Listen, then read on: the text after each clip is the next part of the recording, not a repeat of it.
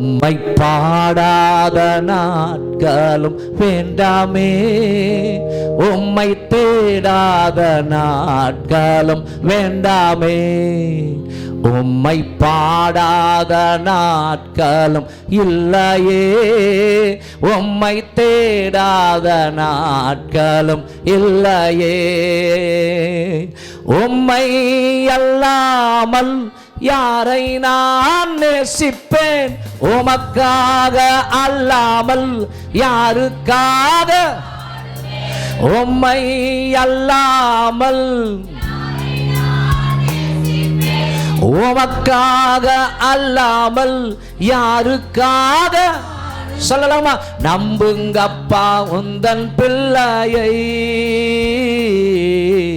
நம்புங்கப்பா உந்தன் பிள்ளையை. எல்லாருமா நம்புங்கப்பா உந்தன் பிள்ளையை, நம்புங்கப்பா உந்தன் பிள்ளையை.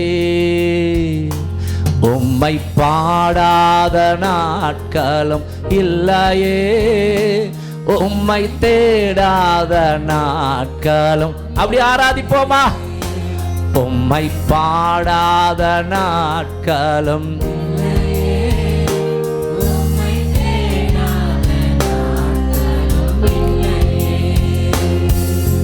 வெள்ளியை புடமிடம் போல என்னை புடமிட்டீர், வெள்ளியை புடமிடம் போல என்னை புடமிட்டீர், அதனால் நான் சுத்தமானேனே. பொன்னாக விளங்க செய்தீரே, அதனால் நான் சுத்தமானேனே. பொன்னாக விளங்க செய்தீரே. உம்மை பாடாத நாட்களும் இல்லையே, உம்மை தேடாத நாட்களும் இல்லையே. உம்மை பாடாத நாட்களும் இல்லையே, உம்மை தேடாத நாட்களும் இல்லையே. பொருத்தனைகள் நிறைவேற்றி ஸ்தோத்திரங்கள் செலுத்துவேன், பொருத்தனைகள் நிறைவேற்றி ஸ்தோத்திரங்கள் செலுத்துவேன், ஆராதித்து உம்மை உயர்த்துவேன். நம்புங்கப்பா உந்தன் பிள்ளையை, ஆராதித்து உம்மை உயர்த்துவேன். நம்புங்கப்பா உந்தன் பிள்ளையை. உம்மை பாடாத நாட்களும் இல்லையே, உம்மை தேடாத நாட்களும் இல்லையே. உம்மை பாடாத நாட்களும் இல்லையே, உம்மை தேடாத நாட்களும் இல்லையே. அலைச்சல்களை எண்ணி நீர் கண்ணீரும் துருத்தியில், அலைச்சல்களை எண்ணி நீர் கண்ணீரும் துருத்தியில் வைத்து நன்மை தாருபாவாரே. நம்புவேன் எல்லா நாளிலும். சொல்லலாமா? வைத்து நன்மை தாருபாவாரே. நம்புவே எல்லா நாளிலும்.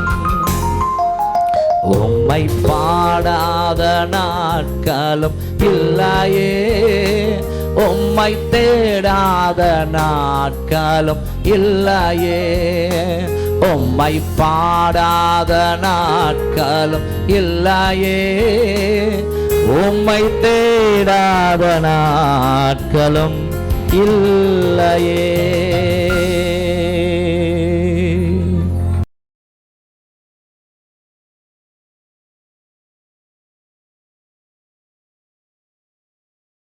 நாம் இங்கே இருப்பது எவ்வளவு உண்மையோ அதைவிட அளவிட முடியாத மடங்கு உண்மை ஆண்டவர் இங்கே அசைவாடி கொண்டிருக்கிறார். அப்படி நம்புறவங்க மாத்திரம் கையை தட்டுங்க பார்க்கலாம். அன்பானவர்களே, நாம் உணர்ச்சியாளர்கள் அல்ல, உணர்வாளிகள். வசனம் சொல்கிறது, எங்கே 2 பேர் 3 பேர் நாமத்தினாலே கூடுகிறார்களோ அங்கே நான் இருக்கிறேன். நீங்கள் நம்பினாலும் சரி, நம்பாமல் போனாலும் சரி, ஆண்டவருடைய சமூகம் இங்கே இருக்கிறது. ஆண்டவருடைய சமூகம் இங்கே இருக்கிறது. ஆனால் ஆண்டவர் பிதாவின் வலது பாரிசத்தில் அவர் பரிந்து பேசிக் கொண்டிருக்கிறார். நமக்குள் வாசம் பண்ணுகிறவர் பரிசுத்த ஆவியானவர். நாமக்குள்ள கவனிங்க, ஆண்டவரை குறித்து அப்படி நினைக்கும் பொழுதே புல்லரிக்குது, பாட்டு பாடும்போது கண்ணீர் வருது, ஆவியில் நிரப்பப்பட்டு அந்நிய பாஷை பேசுகிறோம், தரிசனம் கிடைக்குது, தீர்க்க தரிசனம் சொல்லுகிறோம், விஷம்லாம் வருதுன்னா அது நமக்குள் இருக்கிற அன்பின் ஆவியானவர். கவனிங்க, பரிசுத்த ஆவியானுடைய வேலையே கவனிங்க, வரப்போகிற மணவாளனுக்காக மணவாட்டி ஆகிய நம்மை ஆயத்தப்படுத்தி அலங்காரப்படுத்தி அவர் நடுவானத்தில் வரும் பொழுது அவரை சந்திக்கும்படிக்கு இங்கே நம்மை சுத்திகரித்து கொண்டிருக்கிறார். அவருக்காக கை தட்டி அவருக்கு மகிமையை செலுத்துவோமா? ஆகவே தான் வசனம் சொல்லுகிறது, மீட்கப்படும் நாளுக்கென்று முத்திரையாக பெற்ற பரிசுத்த ஆவியை துக்கப்படுத்தாதிருங்கள். சில நேரங்களில் அன்பானவர்களே, நம்முடைய சிந்தனையினாலே நம்ம பரிசுத்த ஆவியானவரை துக்கப்படுத்தி இருக்கிறோம். நம்முடைய வாயின் வார்த்தைகள், கேலிகள், கிண்டல்கள், பரியாசங்கள், இப்படி பேசி நமக்குள்ள இருக்கிற பரிசுத்த ஆவியானவரை நாம் துக்கப்படுத்தி இருக்கிறோம். தேவையில்லாத காட்சிகளை பார்த்து பரிசுத்த ஆவியானவரை துக்கப்படுத்தி இருக்கிறோம். ஆமாம், சரிங்களா? நம்முடைய மொபைலில் கவனிங்க, யாருக்கும் தெரியாமல், யாரும் இல்லாத நேரங்களில் நாம் பார்க்குற விரும்பத்தகாத சில காரியங்களை பார்த்து நமக்குள் இருக்கிற ஆவியானவர் துக்கம் அடைந்திருக்கிறார். அப்போ அவரை துக்கம் அடைய முடியும், துக்கமாக்க முடியும். நமக்கும் யாருன்னா நம்மளை காயப்படுத்தினா மனசு கஷ்டப்படுறோமா இல்லையா? மனசு கஷ்டப்படுறோமா இல்லையா? ஆமென். அதே போலதான் அன்பானவர்களே, நமக்குள்ள ஆவியானவர் இருக்கிறார். நாம கவனிங்க, சில தேவையில்லாத சம்பவங்களை பார்க்கும் பொழுது, தேவையில்லாத வார்த்தைகளை பேசும் பொழுது, அல்லது பிறரை மன்னியாமல் நம்ம உள்ளத்தில் வெறுப்புணர்ச்சியை வைத்திருக்கும் பொழுது, ஸ்தோத்திரம், நமக்குள் இருக்கிற பரிசுத்த ஆவியானவரும் துடிப்பார். அவருக்கு மனசு இருக்கிறது. அல்லேலூயா. அந்த நல்ல ஆவியானவர் தான் இன்னைக்கு ஆலயத்துக்கு போ அப்படின்னு சொல்லி நமக்கு உணர்வை தூண்டுகிறார். அந்த நல்ல ஆவியானவர் தான் ஆலயத்தில் கொண்டு வந்து நம்முடைய மணவாளனாகிய கிறிஸ்துவை துதி அப்படின்னு துதிக்க வைக்கிறார். அந்த நல்ல ஆவியானவர் தான் ஊழியங்களின் வரங்களின் தலைவராக இருக்கிறார். அந்த நல்ல ஆவியானவர் தான் நம்மளை கொடுக்கவும் வைக்கிறார்.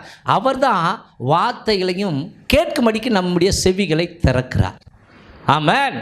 ஓகே, நம்முடைய வேதத்தில் ஏசாயா புஸ்தகம் 55வது அதிகாரம் 6வது வசனத்தை வாசிக்க நாம் கேட்போம். நாம் தெரிந்து கொண்ட வேத வசனம் இதுவே. கர்த்தரை கண்டடையத்தக்க சமயத்தில், கர்த்தரை கண்டடையத்தக்க சமயத்தில் அவரை தேடுங்கள், அவரை தேடுங்கள், அவர் சமீபமாய் இருக்கையில், அவர் சமீபமாய் இருக்கையில் அவரை நோக்கி கூப்பிடுங்கள், அவரை நோக்கி கூப்பிடுங்கள். இது ஒரு ஆலோசனையின் வார்த்தை. இது கவனிங்க, ஒரு ஆவிக்குரிய ஜீவியத்தில் உண்மையான இறைவனை தேடும்படிக்கு தேவனால் படைக்கப்பட்ட ஜனங்களுக்கு அழைப்பு கொடுக்கிற ஒரு வார்த்தை. கவனிங்க, இன்றைக்கு நம்முடைய தேவனை குறித்து நாம் பார்க்கிறோம். நம்முடைய தேவன் எப்படிப்பட்டவர் தெரியுமா? வானம் அவருக்கு சிங்காசனம், பூமி அவருக்கு பாதப்படி. அவர் சொல்லி இருக்கிறார், எனக்கு எப்பேற்பட்ட ஆலயத்தை நீங்க கட்டி அந்த ஆலயத்துக்குள்ள நான் வாசம் பண்ண முடியும்? நான் எங்கும் நிறைந்திருக்கிறவர், நான் சர்வ வியாபி. பைபிள படிக்கிறோம், அவர் ஒருவரே நித்தியானந்தம் உள்ள ஏக சக்கராதிபதியும் ராஜாதி ராஜாவும் கர்த்தாதி கர்த்தாவுமாயிருக்கிறார். அவர் ஒருவரும் காணக்கூடாத ஒளியிலே வாசம் பண்ணி கொண்டிருக்கிறார். ஆண்டவர் இப்படி சொன்னாரே, என்னை கண்டவன் செத்தான், என்னை கண்டவன் செத்தான். ஏன்னா கவனிங்க, பைபிள் சொல்கிறது, கேருபீன்களும் சேராபீன்களும் 24 மூப்பர்களும் 4 ஜீவன்களும் வணக்கமாய் அவருடைய பாதத்திலே விழுந்து சேனைகளின் கர்த்தர் பரிசுத்தர் பரிசுத்தர் பரிசுத்தர் என்று ஆராதிக்கிறார்கள் என்று வேதம் சொல்லுகிறது. ஒரு கேருபின் பார்க்குறோம். கேருபின்னா, கேருபினுக்கு 6 சட்டைகள் இருக்குமா. அந்த 6 சட்டையில் கவனிங்க, 2 சட்டையால தன்னுடைய கண்களை மூடிக்கொண்டு, 2 சட்டையாலே தன்னுடைய கால்களை மூடிக்கொண்டு, அடுத்த 2 சட்டைகளினாலே பறந்து சேனைகளின் கர்த்தர் பரிசுத்தர், சேனைகளின் கர்த்தர் பரிசுத்தர், சேனைகளின் கர்த்தர் பரிசுத்தர் அப்படின்னு ஆராதனை செய்து கொண்டிருக்கிற அந்த இறைவனை வேதம் சொல்லுகிறது, கண்டடையத்தக்கதாய் தேடுங்கள். அவரை பார்க்க முடியாதுன்னு பைபிள் சொல்லுதே. ஆனால் அப்படிப்பட்ட தெய்வத்தை, ஆனால் வேதவசனம் எவ்விதமாய் சொல்லுகிறது, கர்த்தரை கண்டடையத்தக்க சமயத்தில் அவரை தேடுங்கள், அவர் சமயமாயிருக்கையில் அவரை நோக்கி கூப்பிடுங்கள். ஆமென். அப்படிப்பட்ட தெய்வம்தான், வானத்தையும் பூமியையும் அண்ட சராசரங்களையும் படைத்த இறைவன் தான். ஆனால் அவருடைய சமூகத்தில் முழங்கால் படியிடும் பொழுது, ஆண்டவரேன்னும் பொழுது அவர் வந்து நின்று விடுகிறார். நம்முடைய கண்களால் அதை பார்க்க முடியாது, ஆனால் நம்முடைய ஆவியில் அதை உணர முடியும். நம்முடைய ஆவியில் அதை உணர முடியும். இப்போ நம்ம கண்ணை கட்டிட்டு கவனிங்க, யாருன்னா ஒருத்தர் தொட்டாங்கன்னா என் பேரை சொல்லுங்க அப்படின்னா தெரியுமா? நம்மளுக்கு தெரியாது. ஆனால் யாரோ ஒருத்தர் தொடுறீங்க. ஆமென். அது மாதிரி தான் அன்பானவர்கள, அண்ட சராசரங்கள் படைத்த தெய்வம், ஒருவரும் காணக்கூடாத ஒளியிலே வாசம் பண்ணி கொண்டிருக்கிறவர், மனுஷன் இங்கே ஆண்டவரேன்னு நினச்சி கண்ணை மூடி அப்பான்னு கூப்பிடும் பொழுது அவர் இறங்கி வருகிற தெய்வமாக இருக்கிறாரா? அல்லேலூயா. ஆனால் அப்படி இருக்க இன்றைக்கு பெரும்பான்மையான ஜனங்கள், இந்த உலகத்தில் வாழ்ந்து கொண்டிருக்கிற மனிதர்களுடைய காரியங்கள் எப்படி தெரியுமா இருக்கிறது? அவர்கள் பலவிதமான காரியங்களை தேடிக்கொண்டிருக்கிறார்கள். சிலர் செல்வத்தை தேடிக்கொண்டிருக்கிறார்கள், சிலர் தங்கள் பலவீனங்களை நீக்குவதற்கு மருத்துவமனைகளை தேடிக்கொண்டிருக்கிறார்கள், இன்னும் சிலர் தங்கள் பெண்ணுக்கு நல்ல மாப்பிள்ளை வேண்டும் என்று தேடிக்கொண்டிருக்கிறார்கள், தன்னுடைய மகனுக்கு நல்ல பெண் வேண்டும் என்று தேடிக்கொண்டிருக்கிறார்கள். சிலர் வாடகை வீட்டை தேடிக்கொண்டிருக்கிறார்கள். பா, வாடகை வீட்டை தேடி தேடி பதம் குறைஞ்சு போயிட்டோம்பா அப்படின்னு சொல்றாங்க இல்லையா? வாடகை வீட்டை தேடிக்கொண்டிருக்கிறார்கள். இன்னும் சிலர் வாங்கின இடத்தில் நல்ல வீட்டை கட்டுவதற்கு வேண்டிய கட்டிட மேஸ்திரியை தேடிக்கொண்டிருக்கிறார்கள். அல்லேலூயா. இன்னைக்கு அது கஷ்டமாயிடுச்சு, ஒரு கொத்தனாரை தேடுறதுக்கு கஷ்டமாகுது. நான் கவனிக்க, சில காரியங்களை எங்கள் வீட்டில் செய்யறதுக்காக ஐயோ எந்த மேஸ்திரியை கூட்டாலும் வரமாட்டாமல் இருக்குது, அவ்வளோ கஷ்டம். இப்போது அவங்களுக்கு டிமாண்ட் ஆகி போச்சு, கட்டிட மேஸ்திரியை தேடிக்கொண்டிருக்கிறார்கள். மாத்திரமல்ல, நாம் கவனிங்க, படிக்கிற நம்முடைய பிள்ளைகளை அவங்க பாஸ் ஆகிட்டா அடுத்த ஸ்டெப்பு காலேஜுக்கு போகணும், அடுத்து அவர்கள் மேல் படிப்பு படிக்க வேண்டும் என்று நம்ம ஆசைப்படும் பொழுது எந்த பள்ளி நல்ல பள்ளி இதெல்லாம் தேடுறோம் இல்லையா? எந்த காலேஜ் நல்ல காலேஜ், இவைகளெல்லாம் தேடிக்கொண்டிருக்கிறோம் அல்லவா? அவங்க படித்து முடிச்சுட்டா அந்த படிப்புக்கேற்ற வேலையை அவர்கள் தேடிக்கொண்டிருக்கிறார்கள். ஆமென். இன்னும் சிலர் தங்களுடைய இருதயத்தில் தோன்றுகிற திட்டத்தின்படி தொழில் நடத்துவதற்கு ஏற்ற இடங்களை தேடிக்கொண்டிருக்கிறார்கள். அன்பானவர்களே, இன்றைக்கு பல ஜனங்கள் கவனிங்க, அவரவர்கள் தங்கள் தேவைக்கு ஏற்றபடி இந்த உலக காரியங்களையும் உலக மனிதர்கள் காரியங்களையும் தேடி நாடி ஓடிக்கொண்டிருந்தாலும் அவர்கள் ஒன்றை சிந்திக்க வேண்டும், நம்மை உருவாக்கின அன்பின் தெய்வத்தை தேடுவதற்கு மனதில்லை. நம்மை உருவாக்கின இறைவனை தேடுவதற்கு அவர்களுக்கு கேட்டா டைம் இல்லைன்னுவாங்க. கடவுளை தேடுறதுக்கு நம்ம அழைக்க வேண்டியதாக இருக்கிறது. வாங்க வாங்க வாங்க. இந்த சபையில் ஜனவரி 1ஆம் தேதி வந்த குடும்பங்கள் இதுவரைக்கும் வரல. ஃபோன் பண்ணி நேரில் போய் பார்த்து வந்துடுறோம் பாஸ்டர், வயிற்று வலிலாம் ஃபோன் பண்ணி கூப்பிடுவாங்க, தொந்துருவா உடனே ஓடி ஹாஸ்பிட்டலில், பாஸ்டர் எனக்கு இது வந்துடுச்சு, எனக்கு இந்த பிரச்சனை வந்துடுச்சு, நான் ஹாஸ்பிட்டலில் இருக்கிறேன். அதெல்லாம் நாம் அவசரமாக ஓடி போய் அங்கே பார்த்து ஜெபம் பண்ணுறோம். ஏம்மா இந்த வாரம் சர்ச்சுக்கு வந்துடு, நீங்கள் பாருங்கள் இந்த வாரம் சத்தியமாக நான் சர்ச்சுக்கு வந்துடுவேன். அந்த வாரம் பார்த்தா சர்ச்சிலே இல்லை. இப்படி இதுக்கு சத்தியமாக விடணும். இப்படிலாம் ஜனங்கள் கவனிங்க, தாந்தோன்றி தரமாக உலக காரியங்களை தேடிக்கொண்டிருக்கிறார்கள். அல்லேலூயா. ஆனால் வேதம் சொல்லுகிறது, முதலாவது தேவனுடைய ராஜ்யத்தையும் அவருடைய நீதியையும் தேடுங்கள், அப்பொழுது இவைகள் எல்லாம் உங்களுக்கு கூட கொடுக்கப்படும். கவனியுங்கள் அன்பானவர்களே, இன்றைக்கு நம்முடைய வாழ்க்கையில் நாம் முக்கியமாய் தேட வேண்டிய காரியம் தேவனுடைய ராஜ்யமாகும். தேவனுடைய ராஜ்யமாகும். இன்றைக்கு 2 ராஜ்யங்கள் இந்த உலகத்தில் இருக்கிறது. ஒன்று தேவனுடைய ராஜ்யம், இன்னொன்று சாத்தானின் ராஜ்யம். இந்த தேவனுடைய ராஜ்யத்திற்கும் சாத்தானின் ராஜ்யத்திற்கும் இடையிலே யுத்தம் நடந்து கொண்டிருக்கிறது. கவனிங்க, அவங்க ரெண்டு பேருக்குமே யாரு தேவை? ஆத்துமாக்கள் தேவை. யாரு தேவை? ஆத்துமாக்கள் தேவை. ஆகவே கவனிங்க, அவன் என்ன பண்றானா, அவன் போய் சேர வேண்டிய அந்த ஆக்கினைக்கு நேராய் ஆத்துமாக்களை திருட நினைக்கிறான். ஆனால் தேவனோ ஒரு திட்டத்தை உண்டாக்கி தம்முடைய பிள்ளைகள் மேல் இருக்கிற பாவ காரியங்கள் நீங்கும்படிக்கு, சாப காரியங்கள் நீங்கும்படிக்கு அவரே இந்த உலகத்திலே மனுஷகுமாரனாக வெளிப்பட்டு மனுஷர்களுக்கு செய்ய வேண்டிய பரிகாரத்தை, அந்த பாவ மன்னிப்பிற்கு உண்டான அந்த தண்டனையை அவர் கொடுத்ததுதான் உயிர், இரத்தம். அதை செய்து அதை விசுவாசிக்கிறவர்கள் தேவனுடைய ராஜ்யம் வரும்படிக்கு அவர் வழியை உண்டு பண்ணி வைத்திருக்கிறார். அவர் வழியை உண்டு பண்ணி வைத்திருக்கிறார். அல்லேலூயா. அப்போ கவனிங்க, இந்த உலகத்தில் வாழ்ந்து கொண்டிருந்தாலும் நாம தேவனை தேடும் பொழுது நம்முடைய இருதயத்துக்குள்ளாக தேவனுடைய ஆட்சி தொடங்க ஆரம்பிக்கும். இந்த உலகத்தில் நாம் வாழ்ந்து கொண்டிருந்தாலும், இந்த உலகத்தில் இந்திய தேசத்தின், இந்திய அரசாங்கத்தின் கட்டுப்பாட்டுக்குள் வாழ்ந்து கொண்டிருந்தாலும், இந்திய அரசாங்கத்தின் சட்ட திட்டங்களுக்கு நாம் கீழ்ப்படிந்து வாழ்ந்தாலும், நம்மை இழக்குவது பரலோகத்தின் அரசாங்கமாய் இருக்க வேண்டும். ஆமென். ஹல்லேலூயா. அதிகமாய் முக்கியத்துவம் கொடுக்க வேண்டியது நாம் கவனிங்க, பரலோகத்தின் அரசாங்கம். ஆமென். அந்த பரலோகத்தின் அரசாங்கம், அந்த பரலோகத்தின் ராஜ்யம் எங்கே தொடங்குகிறது என்றால் இருதயத்தில் இருந்து தொடங்குகிறது. ஆமென். முதலாக ஆண்டவராக இயேசு கிறிஸ்து ஞானஸ்நானம் எடுத்து கரை ஏறின உடனே அவர் வாயிலிருந்து வந்த வார்த்தை, மனம் திரும்புங்கள், பரலோக ராஜ்யம் சமீபமாயிருக்கிறது.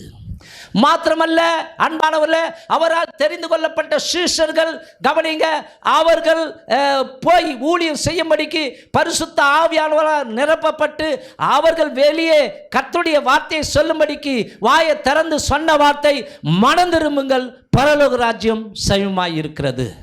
இயேசு கிறிஸ்துவுக்கு முன்பாகவே கவனிங்கள், வருகிறவருக்காக கவனிங்க, முன்மாதிரியாக அவருக்கு வழியை செவைப்படுத்த வந்த யோவான் ஸ்நானன் என்று சொல்லுகிற மனுஷனும் சொன்ன வார்த்தை, மனம் திரும்புங்கள், பரலோக ராஜ்யம் சமீபமாய் இருக்கிறது. ஆமென். மாத்திரமல்ல, பரிசுத்த ஆவியானவரும் சபைகளுக்கு சொல்லுகிற வார்த்தை, காதுள்ளவன் கேட்க கடவன், மனம் திரும்புங்கள், மனம் திரும்புங்கள். அப்போ அன்பானவர்களே கவனிங்க, இந்த கால வேளையில் தேவனை தேடுவதற்கு அடையாளம் என்ன, தேவனை தேடுவது எப்படி அப்படின்னா, முதலாவது நாம தேவனை நம்புறோம்னா, தேவனை கவனிங்க நேசிக்கிறோன்னா, அதற்கு முதல் படி மனம் திரும்ப வேண்டும். ஆமென். மனம் திரும்புதல் இல்லாமல் தேவனெல்லாம் தேட முடியாது. அப்போ மனம் திரும்பி இருக்க வேண்டும். ஹல்லேலூயா. மாத்திரமல்ல அன்பானவர்களே, நான் சொன்ன ஏற்கனவே, தேவனை தேடுவதற்கு இன்னொரு அடையாளம், தேவன் ஒருவர் உண்டு என்றும். கவனிங்க, 10 தெய்வங்கள் அல்ல, 100 தெய்வங்கள் அல்ல, 33 கோடி தெய்வங்கள் அல்ல, தேவன் ஒருவரே. தேவன் ஒருவரே என்றவங்க மாத்திரம் அதுக்கு அடையாளமா கையை தட்டி தேவனுக்கு மகிமை செலுத்துங்க. அவர் ஒருவரே. அப்ப தேவன் ஒருவரே, தேவன் ஒருவரே. அந்த தேவனிடத்தில் சேருகிற பிள்ளைகள் அவரை தேடும் பொழுது எனக்கு பலன் கிடைக்கும் அப்படின்னு நம்பணும், விசுவாசிக்கணும். இதெல்லாம் தேடுவதற்கு ஒரு அடையாளமாக இருக்கிறது. தேடுவதற்கு அடையாளம் அடுத்தது என்ன? கீழ்ப்படிதல். தேவனை தேடுகிற பிள்ளைகள் அவருடைய வார்த்தைகளுக்கு கீழ்ப்படிவார்கள், அடங்குவார்கள், அவருடைய வார்த்தை மீறி நடக்க மாட்டார்கள். அப்படி நடக்கிறவங்க ஆமென் சொல்லுங்க பார்க்கலாம். நடக்கிறீங்களா? அப்படியே அவருடைய வார்த்தைக்கு அடங்கி அவருடைய வார்த்தைக்கு கீழ்ப்படிவார்கள். இப்போ ஒரு நல்ல புருஷன் நல்ல காரியங்களை சொல்லும் பொழுது, ஒரு சரியில்லாத மனைவி ஏடா கூடமா நடந்தா அந்த நல்ல புருஷன் ஒரு தடவை வார்னிங் பண்ணுவார், 2 தடவை வார்னிங் பண்ணுவார், 3 தடவை கொடுத்துடுவார், 4வது தடவை ஒரு அறை விடுவார் செவிலிய. புரியுதுங்களா? ஆமென். எந்த புருஷனும் அடிக்காம திட்டாம அப்படியே பொண்டாட்டியை கொஞ்சம் கொலவலாம் மாட்டாங்க. உண்மை அதுதான். 4 செவத்துக்குள்ளே அடி உதெல்லாம் விழும். ஆனால் அதெல்லாம் தாங்கின்னு சகித்து ஓரத்து தான் வாழ்க்கை. வீட்டுக்கு வீடு வாசப்படி. ஆமென். இங்கே யாரா சொல்ல முடியும், என் புருஷன் அடிச்சதே கிடையாது, என் புருஷன். ஓகே, கை தட்டுங்க, சந்தோஷம். ஏம்மா ஒருத்தர் கையை தூக்குனாங்க, கை தட்ட முடியும், அவ்வளோ பிசுனாரியா நீங்கள்? உங்களுக்கு பொறாம, என் வீட்டுக்காரலாம் என்ன அடிக்கிறான், பின்னாடி ஒருத்தர் கையை தூக்கிட்டாங்களே அவங்க வீட்டுக்காரர் என்ன அடிக்கலன்னு. இது வரைக்கும் நான் கூட என் மனைவி அடிச்சதில்லை. அது கை தட்ட மாட்டீங்களா? என் மனைவி அடிச்சதில்லை, நான் சொல்லால் அடிச்சிருக்கிறேன். சொல்லாலன்னா சில வார்த்தைகளை சொல்லி இப்படி செய், இதை பண்ணு அப்படின்னு சொல்லி, அதை கூட சொல்லணும்னா ஒரு நல்ல புருஷன் நிச்சயமாக என்ன பண்ணுவான், சில வார்த்தைகளை சொல்லி கண்டிப்பான். ஒரு நல்ல மனைவி என்னையும் கண்டிப்பாள். எங்கே போகிறீங்க, என்ன பண்ணுறீங்க, ஏன் போகிறீங்க, அவ்வளோ தூரம் சுத்தினா உடம்பு தான் டயர்ட் ஆகிடுது இல்லை, நம்ம ஊழியம் செய்யணும், ஏன் அவங்க கூட சேர்ந்துக்கலாம், சென்னைக்கு போகிறீங்க, அங்கே போகிறீங்க, இங்கே போகிறீங்க, கண்டிப்பாங்க. அன்பு இருக்கிற இடத்துல என்ன வரும், கண்டிப்பு வரும். ஆமென், ஹல்லேலூயா. அப்போ அன்பானவர்களே, ஸ்தோத்திரம். இந்த தெய்வத்தை தேடுவதற்கு நமக்கு விசுவாசமும் தேவையாக இருக்கிறது, கீழ்ப்படிதலும் தேவையாக இருக்கிறது. அப்போ அவருடைய வார்த்தைக்கு கீழ்ப்படிய வேண்டும். ஆமாவா இல்லையா? ஹல்லேலூயா. அப்ப தேடுவதற்கு அடுத்த அடையாளம் என்னங்க? வேத புஸ்தகத்தை வாசிக்க வேண்டும். என்ன படிச்சதெல்லாம் கிடையாது, ஆனால் ஊராமுட்டு கதையை கேட்டு சூப்பராக சொல்றியாது. ஊராமுட்டு கதையை கேட்டு கரெக்டாக சொல்லுவோம்.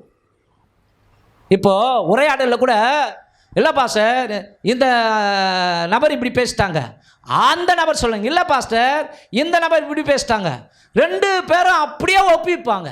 நடந்த சங்கதிகளை, நடந்த பிரச்சனைகளை அப்படியே சொல்கிறேன் இல்லையா? அதே மாதிரி கவனிங்க, வசனங்களை நாம் கேட்கறதுக்கு நிறைய ஆப்ஷன்லாம் இப்போ வந்துருச்சு. மொபைல் ஃபோன்லேயே வசனங்களும் அது பாட்டுன்னு தட்டி விட்டா அது பாட்டுன்னு சொல்கிற அந்த மாதிரி ஆப்பெல்லாம் வந்துருச்சு. அப்போ அப்படியெல்லாம் வசனங்களை கேட்டு, ஓ பைபிள் வசனம் இப்படி சொல்லுதா அப்படின்னு சொல்லி அந்த வார்த்தையின்படி நம்ம நடக்கலாமா கூடாதா? ஆமென், ஹல்லேலூயா. அப்போ கவனிங்க, வேதத்தை வாசிக்க வேண்டும். இதெல்லாம் தேடுவதற்கு அடையாளமாக இருக்கிறது. நான் ஆண்டவரை தேடுகிறேன்னா அதற்கு அடையாளம் கர்த்தருக்காய் கொடுக்க வேண்டும், இதுவும் ஒரு அடையாளம். ஆமென். நான் ஆண்டவரை தேடுகிறேன்னா அதுக்கு ஒரு அடையாளம், அவரை பற்றி சொல்ல வேண்டும், ஊழியம் செய்ய வேண்டும். ஒருவன் என் மீது அன்பா இருந்தால் அவன் எனக்கு ஊழியம் செய்வான். நம்ம தேவனை தேடுகிற பிள்ளையா இருப்போமானால் அவருக்கு சிறந்த கனிகளை கொடுப்போம். சிறந்த கனிகள்னா நல்ல சாட்சியுள்ள வாழ்க்கை.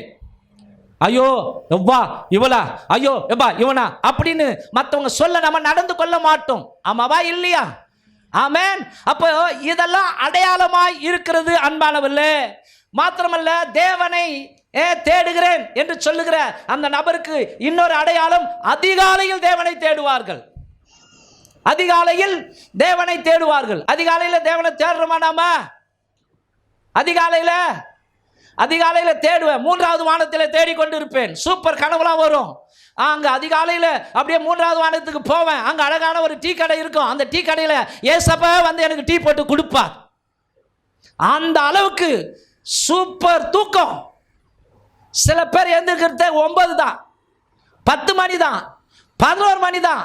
அப்போ வீட்டில் என்ன இருக்கான், என்னம்மா இருக்கான், என்னம்மா தரித்திரம் தான் இருக்கும்.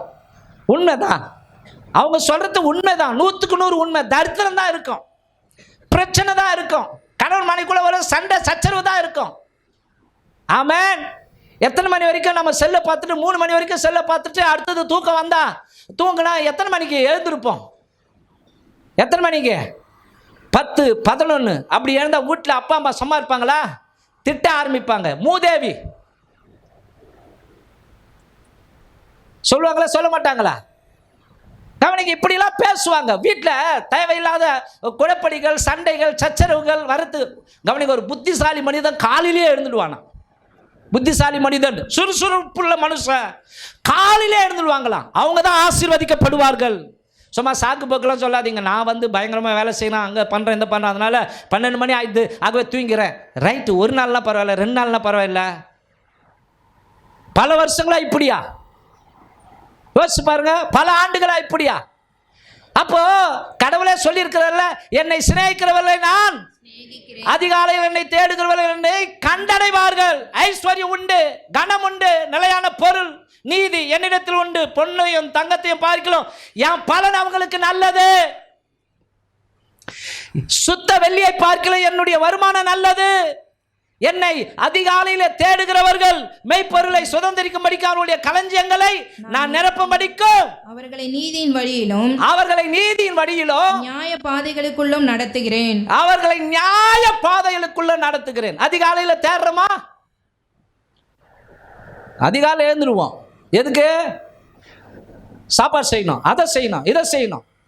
நம்முடைய வாழ்க்கையை பாருங்களா, எழுந்துக்கிட்டு தின்றது தூங்குறது, எழுந்துக்கிட்டு தின்றது தூங்குறது, வேலைக்கு போகிறது, இதே தான். கடவுளை எங்கன்னா தேடுறோமா நம்ம காலையில்? டிஜிஎஸ் தினகரன் ஐயா ஒரு பாட்டு பண்ணார். காலமே நீ எழுந்து கடவுளை துதி நன்று, காலதாமதம் நான் நன்று என் மனமே. ஹல்லேலூயா, ஆமென், ஸ்தோத்திரம். காலையில் நம்ம எழுந்திருக்கிறோமா? ஆனால் சாக்கு போக்கெல்லாம் அடிப்போம் பாருங்க, அதுக்கு ஒத்துக்க மாட்டோமே. நம்ம இப்போ வந்து ஏமா காலையில் எழுந்திரிச்சோம் பாஸ்டர், அது வந்து உங்களுக்கு தெரியாது, இந்த வீட்டில் இப்படி. நான் கேட்குற கேள்வினா காலையில் எழுந்து ஜெபம் மாட்டீங்களா? ஆமாம் பாஸ்டர். இல்லை பாஸ்டர், சாரி பாஸ்டர், என்னை செருப்பால் அடிக்கணும். சே, இப்படி காலையில் தேடியும் நான் காலையில் தேடாமலையும் இந்த ஜென்மம் உயிரோடு இருக்குதுன்னா இந்த ஜென்மத்துக்கு அப்பா காண்பிக்கிற கிருபையை தவிர வேறு என்ன இருக்குது? ஆமென். உண்மையாகவே பேசுகிற எனக்கும் கேட்குற உங்களுக்கும் சூடு சொர்ணம் வரணும். காலையில் நம்ம எழுந்து கடவுளை தேடுறோமா? ஆண்டவருக்கு நமக்கு நல்ல உறவு இருக்குதா? ஆண்டவருக்கு நமக்கு நல்ல உறவு இருக்குதா? அல்லேலூயா, ஆமென். கொஞ்சம் யோசிச்சு பாருங்க. எத்தனை பேர் காலையில் எழுந்து எத்தனை மாசம் ஆச்சு, எத்தனை வருஷம் ஆச்சு வாழ்க்கையில்? அப்போ நம்முடைய குடும்பம் எங்க உருப்படும்? நம்முடைய கையின் கிரியைகள் எப்படிங்க நல்லா இருக்கும்? நம்ம விரும்புகிற காரியங்கள் எங்கெங்க கைக்கூடி வரும்? தேவனை தேடுவதற்கே விருப்பம் இல்லை என்றால் அன்பானவர்களே, அவர் நம்மை ஆசீர்வதிப்பதற்கு அவர் விரும்ப மாட்டார். ஏன்னா அவர் சொல்லி இருக்கிறார், என்னை கனம் பண்ணுகிறவனை நான் கனம் பண்ணுவேன். என்னை கனம் பண்ணுகிறவனை, என்னை அசட்டை செய்கிறவர்கள் கனஈனம் அடைவார்கள். இது ஒரு அடையாளம். இன்னொரு அடையாளம் என்னன்னா, உபவாசிக்கிறீங்களா? தேவனை தேடுகிறவர்கள் உபவாசத்தோடு கூட ஜெபம் பண்ணுவார்கள். உபவாசத்தோடு கூட ஜெபம் பண்ணுவார்கள். உபவாசிக்கிறீங்களா? நான் சொன்னேன் கடந்த நாட்களில், அன்பானுல என்னால் இப்போல்லாம் பாஸ்டிங் இருக்க முடியல, ஆனாலும் இருக்கிறேன். ஏன்? இது கர்த்தருடைய ஊழியம். என்னை எதிர்ப்பதற்கு ஏராளமான சக்திகள் இந்த உலகத்தில் இருக்குது. ஏராளமான சக்திகள் தான், கெட்ட சக்திகள், துஷ்ட ஆவிகள். ஸ்தோத்திரம். அப்போ நானும் ஜெபிக்க வேண்டும். நான் ஜெபிக்கலனா, கவனிங்க, நான் உபவாசம் இல்லைனா என்னை பிடிச்சி தள்ளிடுவான் பாவத்தில் சாத்தான். ஏன்னா ஆதியில மகிமையில் இருந்த ஆதாம் ஏவாளைய தள்ளினவன். அப்போ என்னுடைய சரீரத்தை நான் ஒடுக்கி சாப்பிடாம இருந்து உபவாசித்து ஜெபம் பண்ணும்போது தான் சத்துவின் கிரியைகளை மேற்கொள்ள முடியும். எனக்குள்ள ஒரு மன வலிமை வரும். எனக்குள்ள இன்னும் ஆண்டவருக்காக வைராக்கியமாய் வாழணும் என்ற ஆசை வரும். கிறிஸ்துவின் உடையவர்கள் தங்கள் மாம்சத்தையும் அதன் ஆசை இச்சைகளையும் சிலுவையில் அறைந்திருப்பார்கள். ஆமென். பணம் பணம் பணம்னு அலைய மாட்டேன். நகை நட்டு சேர்க்கணும், நகை நட்டு சேர்க்கணும், அதை சேர்க்கணும், இதை சேர்க்கணும், அலைய மாட்டேன். அப்போ நான் உபவாசித்து நான் வைராக்கியமா இருந்தா தான் இதெல்லாம் மாயை, இன்னைக்கு நான் செத்துனா அதெல்லாம் எத்துவ மாட்டேன்ற எண்ணம் எனக்குள்ள ஸ்ட்ராங்கா வலிமையாய் வரும். ஆமென். இல்லைனா கொஞ்சம் லூஸில் விட்டேன்னு வச்சிங்களா, ஐயோ பணம், ஐயோ துட்டு நிறைய வேணும், ஐயோ சர்ச்சு கட்டுறதுக்கு கோடிக்கணக்கில் பணம் வாங்கணும், அதுக்கு ட்ரிக்ஸான வேலையை செய்யணும், இப்படி எண்ணம் போயிடும் மாம்சிக்குமா. ஆனால் வைராக்கியமா கர்த்தரை தேட தேட தேட கர்த்தர் ஆட்களை எழுப்புவார். ஆமென். வயிறு வலிக்குதா? பரவாயில்லை, ஃபாஸ்டிங் இருந்தால் செத்துடுவேன், பரவாயில்லை, செத்தாலும் நல்லது, அங்கே போய் சந்தோஷமாக இருக்கலாம். இங்கே தான் எத்தனை பிரச்சனை, 1008 பிரச்சனை. ஹல்லேலூயா, ஆமென். அப்போ யோசிச்சு பாருங்க, வாரத்தில் ஒரு நாளாவது உபவாசித்து ஜெபித்து கர்த்தரை தேடுகிறீர்களா? இதெல்லாம் தேவனை தேடுவதற்குண்டான அடையாளமாக இருக்கிறது அன்பானவர்களே. மாத்திரமல்ல, முழு மனசோடு கூட தேடி இருக்கிறீங்களா? முழு மனதோடு. ஆமென். முழு மனதோடு கூட தேடுறீங்களா? அப்படின்னா அன்பானவர்களே, அறகுறை இருதயத்தோடு கூட அல்ல, நம்முடைய இருதயத்தை முழுசா கடவுளுக்கு கொடுக்கணும். ஒரே டைம்ல 2 பேரோடு கூட பேச முடியுமா? நம்ம ஒருவரோடு கூட தான் பேச முடியும். அப்போ கவனிங்க, முழு மனதையும் ஆண்டவருக்கு கொடுத்து முழு மனதோடு கூட தேவனை தேட வேண்டும் என்று வேதம் சொல்லுகிறது. அந்த வசனத்தை கூட நம்ம வாசிப்போம். இயேசு அவனை நோக்கி, இயேசு அவனை நோக்கி, உன் தேவனாகிய கர்த்தரிடத்தில் உன் முழு இருதயத்தோடும், உன் முழு ஆத்துமாவோடும், உன் முழு மனதோடும் அன்பு கூறுவாயாக. இதுதாங்க அவர் சொன்ன கட்டளை. முழு மனசோடு கூட ஆண்டவரை தேடி இருக்கிறோமா? இன்னைக்கு நமக்கு பேரு விசுவாசிகள் இல்ல, விஷ ஊசிகளாக இருக்கிறோம். முழு மனச கடவுளை தேடுறோமா? அதே நம்ம காரியங்கள் ஆகணும்னா, நம்முடைய காரியங்கள் நிறைவேறணும், முழு வீச்சா இறங்குவோம் பாருங்க. ஆனால் தெய்வத்தை தேடுவதற்கு முழு சிந்தையை கடவுள்கிட்ட செலுத்த மாட்டோம். இந்த 10 வெள்ளிக்காசை உடைய ஒரு ஸ்திரியை குறித்து லூக்கா புஸ்தகத்தின் 15ஆம் அதிகாரத்தில் படிக்கிறோம். அங்கே ஒரு வெள்ளிக்காசு தொலைஞ்சிச்சு. அவ மனசு ஃபுல்லாக எங்கே தெரியுமா இருந்தது? அவளுடைய ஃபோக்கஸ் முழுவதும் தொலைஞ்ச காசை தேடி கண்டுபிடிக்க வேண்டும். ஆமென். எனக்குள்ள ஆதியில் இருந்த அன்பு இல்லையே, ஏன் எனக்குள்ள ஆதியில் இருந்த ஆத்மபாரம் இல்லையே? பெணாத்தாத, சொல்லிக்கினே இருந்துட்டு போகாத. எவ்வளோ நாளைக்கு செயலை காட்டு. இன்னைக்கு சொல்லும் போது அழுவாங்க, அம்மா பார்த்த ஆரம்பத்தில் வச்சிருந்த அன்பு இப்போ எனக்குள்ள. அது எத்தனை நாளைக்கு தான் சொல்லிக்கிட்டு இருப்பேன்? மனம் திரும்பி உடனே அனுபவத்தில் வந்துடு. நான் சொல்றது புரியுதுங்களா? எத்தனை நாளைக்கு அதையே சொல்லிக்கின்னு இருப்பேன்? வரும்பொழுதெல்லாம் அதிகமா சரி, அதை தள்ளிட்டு இல்லை, இப்போ நான் செயலில் கொண்டு வரேன். இத்தனை நாள் நான் தப்பு தான் பண்ணிட்டேன், ஆனால் இப்போ என் ஆண்டவருக்காக ஆதியில இருந்த அன்புக்குள்ளாய் நான் வருகிறேன். என் அர்ப்பணிப்பை புதுப்பிக்கிறேன். என்ன நடந்தாலும் பரவாயில்லை, யார் கைவிட்டாலும் பரவாயில்லை, ஒன்று செய்கிறேன், பின்னானவைகளை மறந்து முன்னானவைகளின் நாடி என்னுடைய பரம அழைப்பின் பந்தய பொருளுக்காக லக்கை நோக்கி ஆசையாய் தொடருகிறேன். அப்போ அந்த ஒரு வெள்ளிக்காசு காணல. ஆனால் அவன் என்ன பண்ணா கவனிங்க, அறைக்குள்ள வெளிச்சத்தை ஏற்படுத்தினாள், விளக்கை கொளுத்தினாள். அன்றியும் ஒரு ஸ்ரீ 10 வெள்ளிக்காசை உடையவளாய் இருந்து அதில் ஒரு வெள்ளிக்காசு காணாமற் போனால் விளக்கை கொளுத்தி வீட்டை பெருக்கி அதை கண்டுபிடிக்கிற வரைக்கும் ஜாக்கிரதையாய் தேடாமல் இருப்பாளோ. கண்டுபிடித்த பின்பு தன் சிநேகிதிகளையும் அயல் வீட்டுக்காரிகளையும் கூட வரவழைத்து, காணாமற் போன வெள்ளிக்காசை கண்டுபிடித்தேன், என்னோட கூட சந்தோஷப்படுங்கள் என்பாள் அல்லவா. ஆமென். பரலோகம் அப்படி சந்தோஷப்படும். காணாமல் போனவர்கள் என்ன பாவிகள் மறுபடியும் மனம் திரும்பினா அங்க பரலோகத்தில் பெரிய சந்தோஷம் உண்டாகும். ஹல்லேலூயா. ஆமென். நாம கூட கவனிங்க, ஆதியில இருந்த அன்பை தொலைத்து விட்டு, ஆதியில் இருந்த விசுவாசத்தை தொலைத்து விட்டு, ஆதியில இருந்த வைராக்கியத்தை தொலைத்து விட்டு, ஆதியில் இருந்த பக்தியை தொலைத்து விட்டு, ஆதியில இருந்த பரிசுத்தத்தை தொலைத்து விட்டு, நான் பாவின்னு சொல்லி கழுத்த விட அதிலிருந்து வெளியே வந்து விடுவோம். ஒரு புதிய ஆரம்பத்தை தொடங்குவோம். ஹல்லேலூயா. பரலோகம் சந்தோஷப்படும். என் பிள்ளை காணாமல் போனான், மறுபடியும் அவன் உயிர்ப்பிக்கப்பட்டான், மறுபடியும் அவன் கண்டுபிடிக்கப்பட்டான். அவன் செத்துட்டான்னு நினைச்சேன், இல்லை, இப்பொழுது உயிரோடு கூட எழுந்து விட்டான். ஆமென். அப்போ அன்பானவர்ல முழு மனதோடு கூட ஒரு பேச்சுக்கு சொல்றேன்.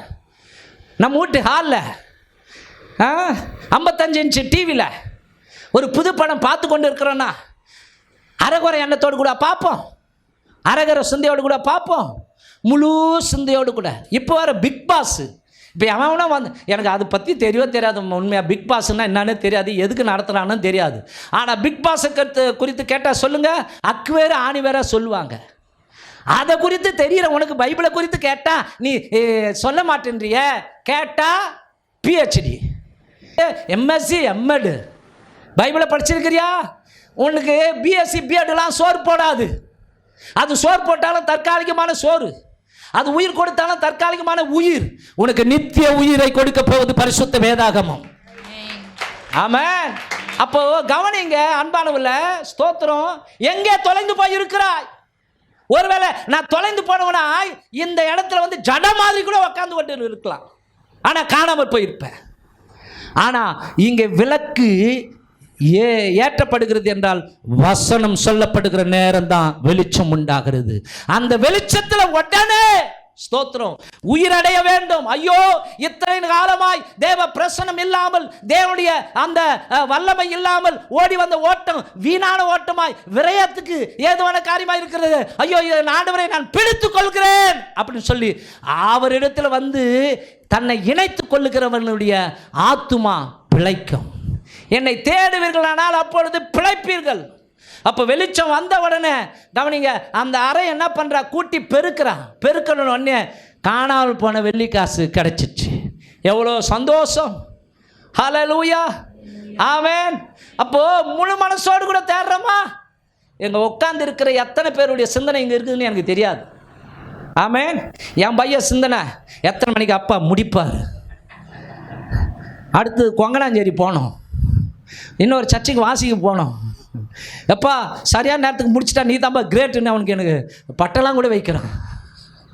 போன வாரம் வந்து ஒரு இவ்வளோ டைம் முடித்தார். எப்போ எந்த சர்ச்சு தெரியுமா? சூப்பர் சர்ச்சு, கரெக்ட் டைம் சொல்லி முடிக்கிறாங்க பாரு, அதுதான் சூப்பர் சர்ச்சு. உண்மைதான்டா, நானும் சரியான டைமுக்கு முடிக்கிறேன். ஹல்லேலூயா, ஆமென். அவன் அப்படி சொன்னாலும் அதுலேயும் உண்மைதான். அப்படியே பேசணும் பிரசங்கம் பண்ணுறேன்னு சொல்லி 10 மணி வரைக்கும் இஸ்துன்னு போனால், ஒரு பாஸ் சொன்னார் இல்லையா, ஏம்மா எனக்கு நான் டயர்டாக இருக்குது, நான் கொஞ்ச நேரம் உக்காந்துங்களுக்கு பேசட்டுமா? அடுத்து விசுவாசிங்க சொல்லலாம், நீங்கள் உக்காந்துங்கன்னு பேசுங்க, எங்களுக்கு கொஞ்சம் டயர்டாக இருக்குது, நாங்கள் படுத்துக்கினே கேட்குறோம். அப்படி அப்போது கவனிங்க, தேடுவதற்கு அடையாளம் கவனிங்க, நம்முடைய முழு மனதை ஆண்டவருக்கு செலுத்த வேண்டும். ஹல்லேலூயா. இப்படிலாம் கடவுளை தேடும் பொழுது நமக்கு உண்டாகிற ஆசீர்வாதம் என்ன தெரியுமா? பயம் நீங்கின ஒரு வாழ்க்கை வாழ்வோம். பயம் நீங்கின ஒரு வாழ்க்கை வாழ்வோம். வாசிக்கலாம், சங்கீதம் 34வது அதிகாரம் 4வது வசனம். நான் கர்த்தரை தேடினேன். இங்கே கவனிங்க, சொல்லுகிறார் யார் என்றால் தாவீது. நான் கர்த்தரை தேடினேன், அவர் எனக்கு செவி கொடுத்து. அடுத்து சொல்றாரு, அவர் என்னுடைய தேடுதலுக்கு, என்னுடைய கூக்குரலுக்கு செவி கொடுத்து, என்னுடைய எல்லா பயத்துக்கும் என்னை நீங்களாக்கி விட்டார். இந்த வசனம் உங்களுக்கும் பொருந்தும். அன்பானவர்களே, இந்த இடத்திலே பார்க்கும் பொழுது இந்த வசனத்தின்படி அன்பானவர்களே, நம்முடைய வாழ்க்கையில் கூட நாம் பலதரப்பட்ட பயங்களால் பிடிக்கப்பட்டிருக்கலாம். எதிர்காலத்தை குறித்த பயம், பயம் ஒரு வேதனை நிறைந்த காரியமாக இருக்கிறது. பயம் கவனிங்க, அது ஒரு பொல்லாத ஆவி. நம்முடைய ஆண்டவர் நமக்கு பயத்தின் ஆவியை கொடுக்கவில்லை, அன்பும் பலமும் தெளிந்த புத்தியும் உள்ள ஆவியை கொடுத்திருக்கிறார். அப்போ இன்னைக்கு பல பேர் பல காரியங்களில் பயந்து வாழ்ந்து கொண்டிருக்கிறார்கள்.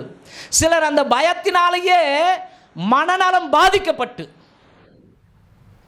மனநலம் கூட பாதிக்கப்பட்டு கவனிங்க, நரம்பு மண்டலங்கள் தாக்கப்பட்டு அவங்க ஒரு தவறாக நினைக்காதீங்க, பைத்தியம் மாதிரி வாழ்ந்து கொண்டிருக்கிறார்கள். சில பயந்து கொண்டிருக்கும் பொழுது புத்தியும் வேலை செய்யாது, தெளிந்த புத்தியும் நமக்கு வராது. எப்பொழுதும் சொன்னதே சொல்லி கொண்டிருப்பாங்க, பெதட்டி கொண்டே இருப்பார்கள். அப்போ இங்கே பார்க்கும்போது தாவீதுடைய அனுபவத்தில் சவுல் அந்த தாவீதை கொல்ல 3000 பேரை அனுப்புகிறான். ஒரு பக்கம் கவனிங்க, அவனை எப்போ யார் பார்த்தாலும் கொலை செய்வார்கள்.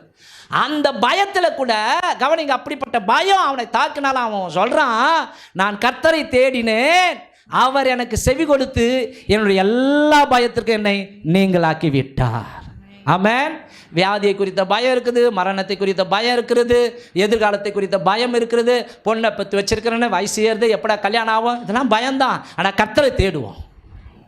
ஆமென். ஹல்லேலூயா. நம்ம கர்த்தரை தேடுவோம்.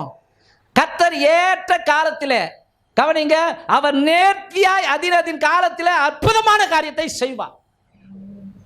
ஏங்க, என்னை விட அல்லது உங்களை விட ஆண்டவர் பெட்டர் தானேங்க. அவருக்கு தெரியாதா எப்போ எதை செய்யணும்னு? அப்போ நீங்கள் பயப்பட வேண்டிய அவசியம் இல்லை. நம்முடைய வாழ்க்கை குறித்து, நம்முடைய எதிர்காலத்தை குறித்து, நம்முடைய நிலைமைகளை குறித்து பயப்பட வேண்டிய அவசியம் இல்லை. கர்த்தர் மேலே உன் பாரத்தை வைத்து விடு, அவரை தேடு, அவர் உன்னை எல்லா பயத்திற்கும் உன்னை நீங்களாக்கி விடுவிப்பார். ஆமென். ஹல்லேலூயா.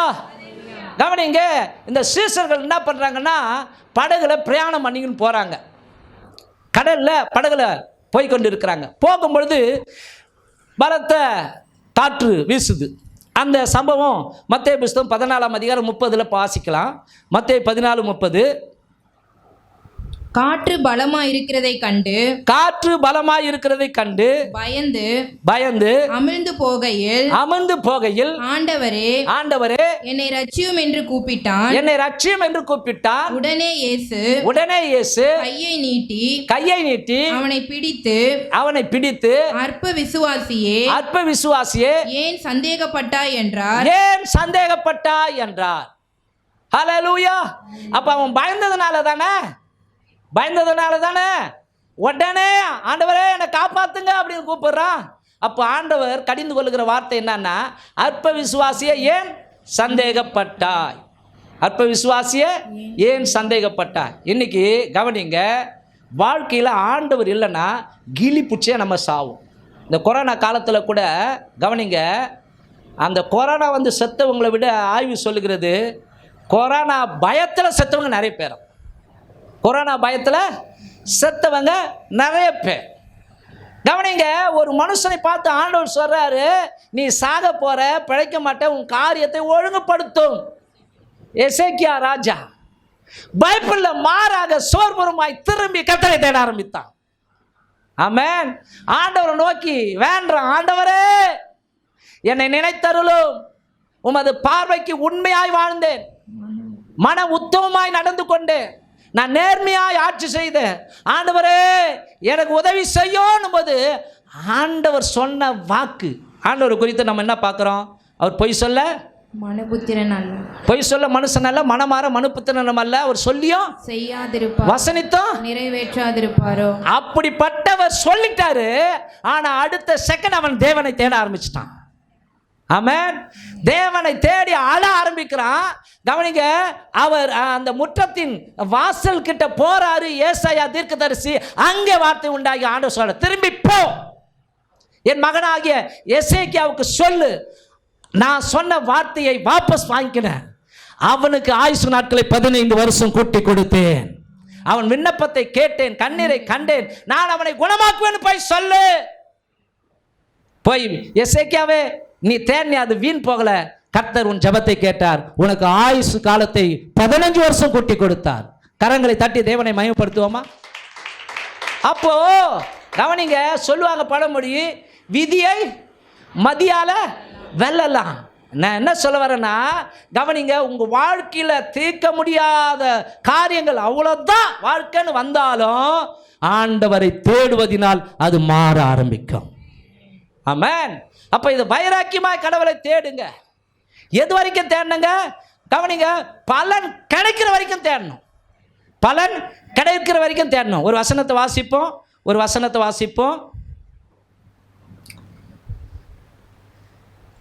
ஓசியா புஸ்தகம் 10ஆம் அதிகாரம் 12வது வசனம்.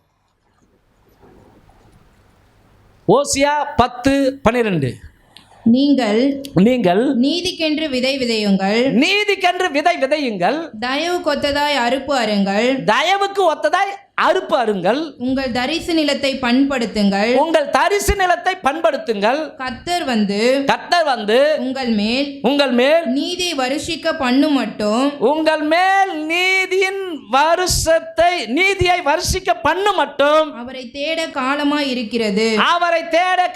இருக்கிறது. ஒரு காரியம் நமக்கு நடக்கிற வரைக்கும் ஜெபத்தை விடவே கூடாது, அவரை தேடத்தை விடவே கூடாது. பைபிள் சொல்லுது, உம்மை உறுதியாய் தேடுகிற மனதை உடையவன் உம்மையே நம்பி இருக்கிறபடினால நீர் அவனை பூரண சமாதானத்தோடு கூட காத்துக்கொள்வீர். ஆமென். அப்போ ஒரு வைராக்கியத்தோடு கூட, எவன் என்ன சொன்னாலும், நம்மளுக்கு பேர் வைக்கணும், பைத்தியக்காரன் சொல்லட்டும், முட்டாள்னு சொல்லட்டும், மனநிலை பாதிக்கப்பட்டன்னு சொல்லட்டும், ஆண்டவரை நான் வைராக்கியமாக தேடிக்கொண்டே இருப்பேன். ஆமென். அல்லேலூயா. சொல்றவன் வெட்கப்பட்டு போகும்படிக்கு கர்த்தர் உன்னை மேன்மைப்படுத்துவா. ஆமென். நீதியை உன்மேல் வருஷிக்க பண்ணுவார், நீதியின் சூரியன் உன்மேல் உதிக்கும். ஆண்டவர் கவனிங்க, உன் வாழ்க்கையில ஆசீர்வாதங்களை உண்டாக்குவார்.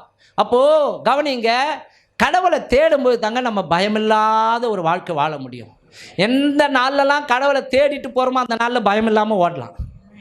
இல்லைன்னா பயம், ஒரு கிளி, என்ன நடக்குமோ ஏது நடக்குமோ. ஆனால் தேவனை தேடிட்டு அந்த நாளில் நீங்கள் போய் பாருங்களேன், தேவனை தேடாத நாட்களில் நீங்கள் எதுவே பறி கொடுத்த மாதிரி இருக்கும். ஆமாவா இல்லையா? இந்த அனுபவம் எத்தனை பேருக்கு இருக்குது? தேவனை தேடாத நாட்களில் எதையோ பறி கொடுத்த மாதிரி ஒரு பயம்.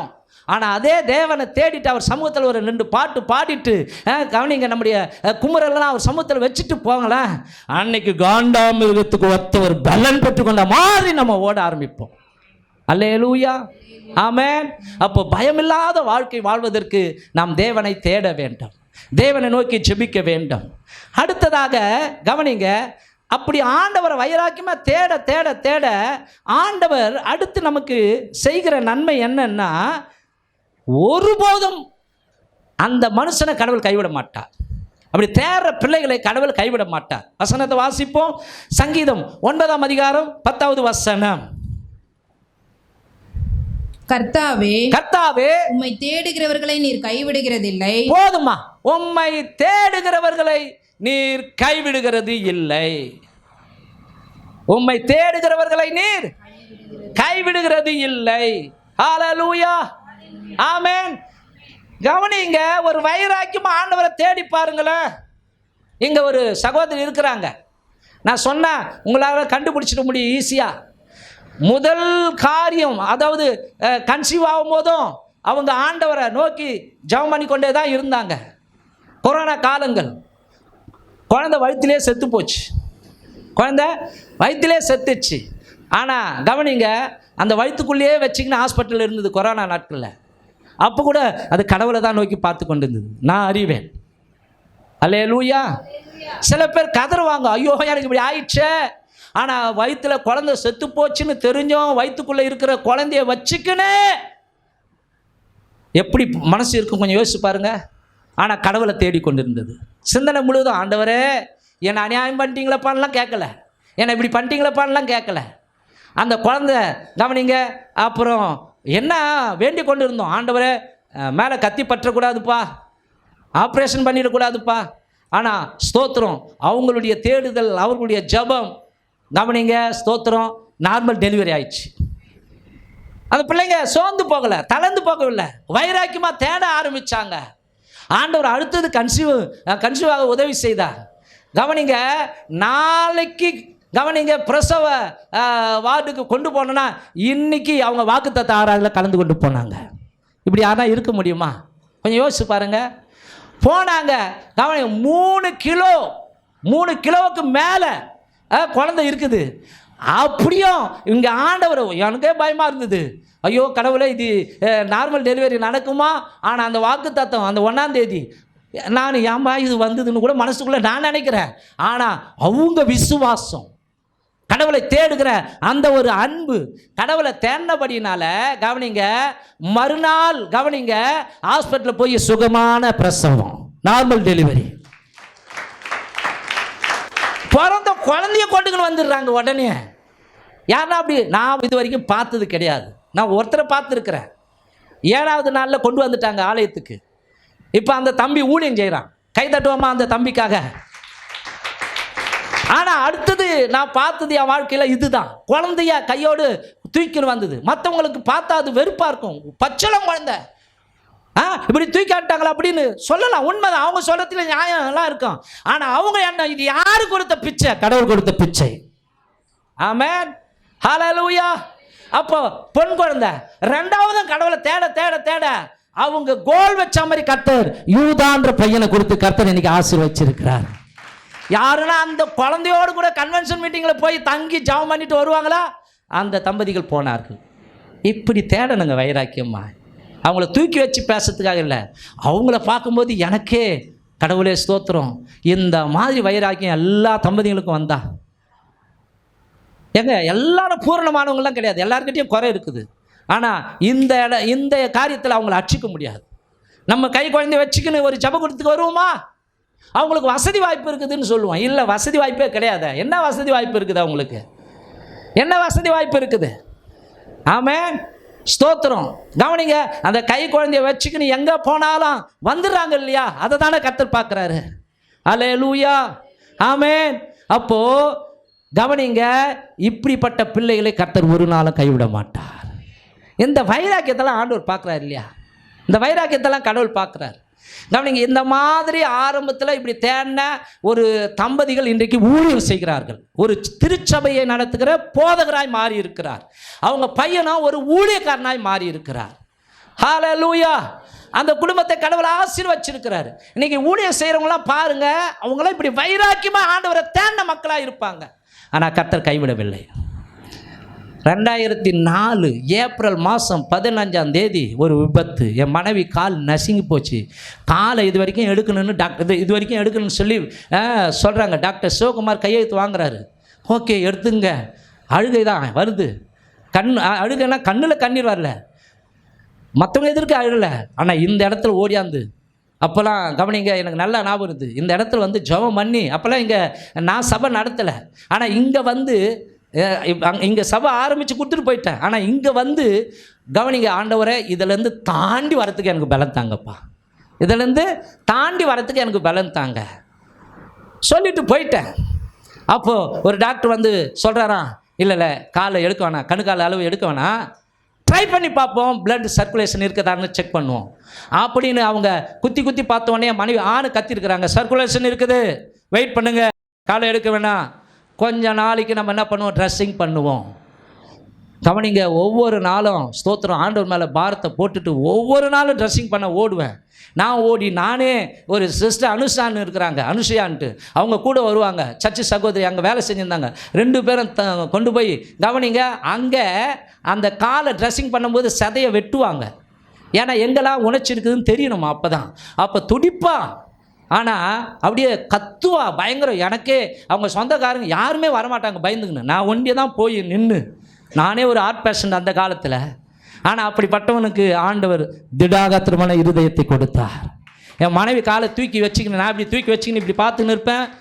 ட்ரெஸ்ஸிங் பண்ணுற பேர் ரங்கநாதன். இப்போ கூட அவரை மறக்கவே முடியாது. அவர் ஃபுல்லாக ட்ரெஸ்ஸிங் பண்ணி பண்ணி பண்ணி பண்ணி பண்ணி கவனிங்க, பிளாஸ்டிக் சர்ஜரி பண்ணுற அளவுக்கு அது வரணுமா அந்த ஊண்டு. அந்த மாதிரி கொண்டு வந்த உடனே ஆப்ரேஷன் பண்ண ஆரம்பித்தாங்க. ஹல்லேலூயா, ஆமென், ஸ்தோத்திரம். அந்த நாட்களில் எனக்கு 10 பைசா கையில் கிடையாது. ஆனால் ஆதரிச்சது எல்லாம் கர்த்தர் தான். ஆனால் போயிட்டு அப்படி வருவேன், என் மனைவி கையில் 500 ரூபாய் தாளாக இருக்கும். என்னது ஏது பண்ணால் விசுவாசிகள் வந்தாங்க கொடுத்தாங்க, அந்த நாள் செலவு போகும். என்ன ஒரு தப்பு பண்ணிட்டேன், அந்த நாட்களையே நான் வெளியே கொண்டு வந்துட்டேன். என் மனைவியை எங்கே கொண்டு போகிறதுக்குன்னா பார்வதிக்கு கொண்டு போகிறதுக்கு. இன்னும் சில பாஸ்டர்ஸ்னால் கூட இருந்த உடன் ஊழியர்கள் இன்னும் சில பேர் இருந்தவங்க பார்வதி கொண்டு போகலாம் பாஸ்டர் அப்படின்ட்டு. ஆனால் அந்த நேரத்தில் தடுத்து நிறுத்தியது சொந்தம், என் மனைவியுடைய சொந்தம்னா அவங்க வேலை செய்கிற ஒருத்தர், அவங்க பெரியப்பா. அவர் நான் சொல்கிறது நம்பலைன்னா அப்புறம் என்னப்பா என் மேலே மரியாதைன்னாரு. என் மேலே வச்சுருக்கிற மதிப்பு மரியாதை அவ்வளோதானா, அப்படின்னா உங்கள் இஷ்டத்துக்கு தூக்கிட்டு போங்க அப்படின்னு சொன்னால் என்ன பண்ண முடியும் நம்ம. அதனாலே சரி ஓகே. ஆனால் இப்போது ஃபீல் பண்ணுறேன், அடடா பார்வதிக்கு கொண்டு போயிருந்தா ஃபுல்லாக சரி பண்ணி இப்போ நல்லா செப்பல் இல்லாமையே நடக்க வச்சுருக்கலாமே. யோசிச்சு பாருங்க, ஏன் அப்படி தடை செய்ய என் மனைவி கேட்ப, ஏன் அவர் தடுத்துட்டார் எனக்கே தெரியலப்பா. நான் கொண்டு வந்துட்டேன், வெளியே கொண்டு வந்து வாசலில் கவனிங்க, அந்த வண்டி வருது ஏற்ற போகிறேன், அப்போ வந்து அவர் தடுத்துட்டார். சொல்லுவோம், நான் சொல்கிறத நீ மீறி செஞ்சினா அப்போ உன் இஷ்டம் போ. அவர் எனக்கு ஒரு மூத்த மாமனார் ஆகுது. சரி ஓகே, சரி இப்போ தள்ளி போயிடலாங்க. அல்லேலூயா. நான் என்ன சொல்ல வரேன்னா, அந்த மாதிரி சூழ்நிலையில் கூட ஒவ்வொரு ப்ரேயரையும் போய் நான் நடத்தினேன், கர்த்தர் சாட்சி. உங்களுக்கு சந்தேகம் இருந்தால் பாஸ்டர் பால் குணசேகரன் ஒருத்தர் இருக்கிறார், போய் கேட்டு பாருங்கள். இது மாதிரி ஹாஸ்பிட்டலில் அவங்க மனைவி அட்மிட் பண்ணப்பட்டாங்க, அவர் வந்து சரியாக ஊழியம் செஞ்சாரா. ப்ரேயர் மீட்டிங்லாம் நான் அப்படி பாடும் பொழுது ஸ்டாஃப் நர்ஸுன்னு சொல்கிறாங்க, தமிழ்ச்செல்வின்னு இருக்கிறாங்க, மதுரைக்கு போயிட்டாங்க. இப்போ அவங்க சொல்லுவாங்க, இறங்கி வந்தோடனே எல்லாருக்கும் ப்ரேயர் பண்ணிட்டோன்னே இப்படியே பார்ப்பாங்க, என்னம்மா பார்க்குறீங்க, எப்படி உங்களால் பண்ண முடியுது. அங்கே உங்கள் மனைவி வேதனையில் துடிக்கிறாங்க, இங்கே வந்து எப்படி உங்களால் அப்படி ப்ரேயர் பண்ண முடியுது, எப்படி பாட முடியுது. அது கர்த்தருடைய பலன். அல்லேலூயா. கவனிங்க, அந்த நாளில் ஆண்டவர் என்னை கைவிடவே இல்லை. ஆமென், ஹல்லேலூயா. அவ்வளவுதான். ஒரு பேர் கூட வச்சுருப்பாங்க, இவன் ஒய்ஃபே நொண்டி, அவ்வளோதான், நடக்க முடியாது அப்படின்லாம் நினச்சிருக்கலாம் மற்றவங்க. அல்லது ஊழியக்காரர்கள் கூட இவனுக்கு வேறு கதியே கிடையாது, நம்ம என்ன சொன்னாலும் உக்காரணும், எழுந்திருக்கணும், இப்படி தான். ஆனால் பைபிள் சொல்கிறது, கவனிங்க, மனுஷன் கைவிட்டாலும், மனுஷன் அப்படி நினைச்சாலும், நான் இளைஞனாக இருந்தேன், முதிர் வயது உள்ளவனுமானேன், ஆனாலும் நீதிமான் கைவிடப்பட்டதையும் அவன் சந்ததி அப்பத்துக்கு இறந்து திரிகிறதையும் நான் கண்டதில்லை. ஆமென். அப்போ கவனிங்க, ஆண்டவரை தேரத்தில் பயங்கர சின்சியர். இந்த ஃபஸ்ட் ப்ரைஸ் வாங்குறீங்களே, அது மாதிரி பைபிள் காலேஜ் படிக்கும்போது நான் ஃபஸ்ட் ப்ரைஸ் வாங்குவேன். ஆமென். அங்கே வந்து காலை 6 மணி ஆராதனைன்னா ஒரு நாளும் ஒருத்தரும் சொல்ல முடியாது.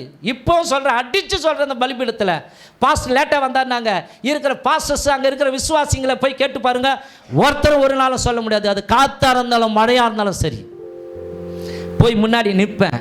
எந்த டைம் 5:50 அங்கே நிற்பேன்.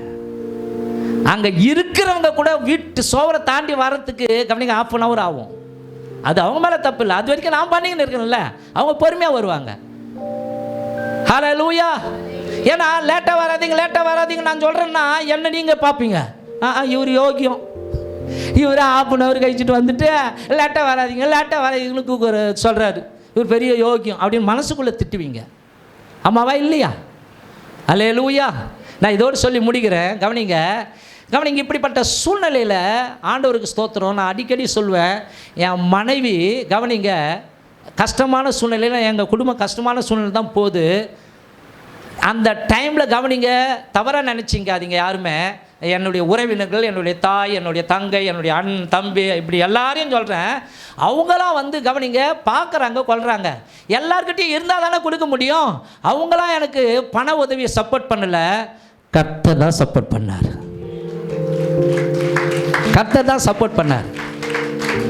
ஒரு ஸ்தாபனத்தில் இருந்தால் அந்த ஸ்தாபனம் எனக்கு வண்டி வாங்கி கொடுக்கணும். ஆமாவா இல்லையா? இப்போ வரவங்கெல்லாம் வண்டி வாங்கி கொடுத்துட்றாங்க, ஆனால் எனக்கு வண்டி கூட கிடையாது, சைக்கிளே தான் ஓடுவேன். ஆனால் கவனிங்க, நான் ஒரு 2 வீலர் வாங்க தேவன் உதவி செய்தார். ஆனால் எனக்கு மேலே இருக்கும், எப்படி வண்டி வாங்கிட்டேன், உன் பொண்டாட்டி நஷ்டம் பணம் உடனே கட்சிச்சான்ட்டாரு. அப்போனா எந்த அளவுக்கு அவங்க சிந்தை இருக்கு கொஞ்சம் யோசிச்சு பாருங்கள். நஷ்டீடு பணம் கட்சிச்சா அப்படின்ட்டு கவனிங்க, எழுதி வச்சு கேட்டேன், ஆண்டவரே எனக்கு ஸ்ப்ளெண்டர் ப்ளஸ் ஒன்று வேணும்.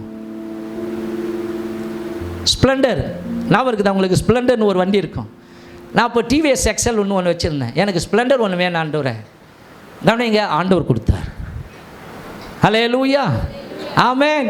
கவனிங்க, பாஸ்டர்ஸ் டேன்னு ஒன்று வச்சாங்க.